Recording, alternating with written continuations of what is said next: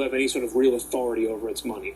We don't know who those two executives are, but presumably the Southern District of New York knows, and Michael Cohen knows. And there's indications in that plea agreement that there's quotes from emails within the Trump organization. They've interviewed Trump organization people. They've gotten Trump organization documents. The question for me is what they do with those things. Is the Michael Cohen plea the end of this, or are they going to push this further and try to prove the Trump organization knew it was participating in anything illegal?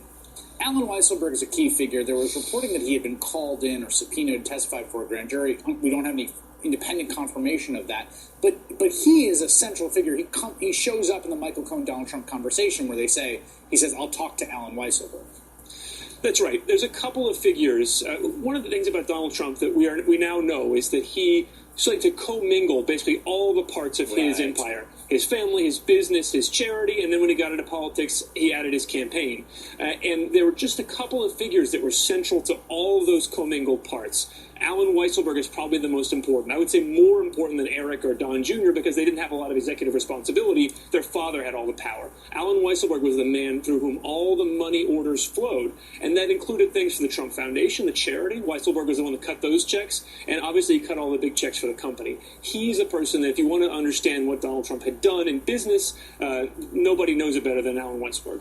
So there's this other investigation that's being headed up by the state attorney general of New York, a woman by the name of Barbara Underwood. Yesterday we had this, the state had subpoenaed Michael Cohen in the Trump Foundation probe, and that you report that Cohen immediately responded by personally calling the agency to see how he could help, according to an official in the Cuomo administration familiar with the call. What's the subject of that investigation?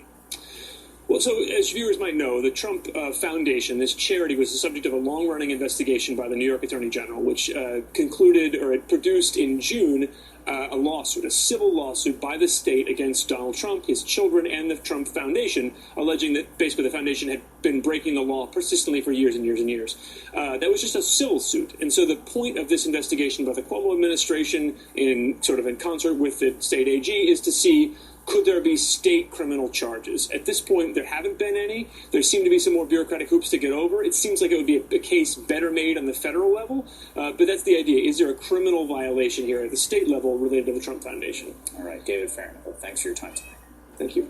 Still ahead, the Republicans scramble to avoid talking or even acknowledging the Manafort and Cohen news, how Democrats could seize on that moment coming up. Plus, tonight's Thing 1, Thing 2 starts next. Ignite your passions. Explore more.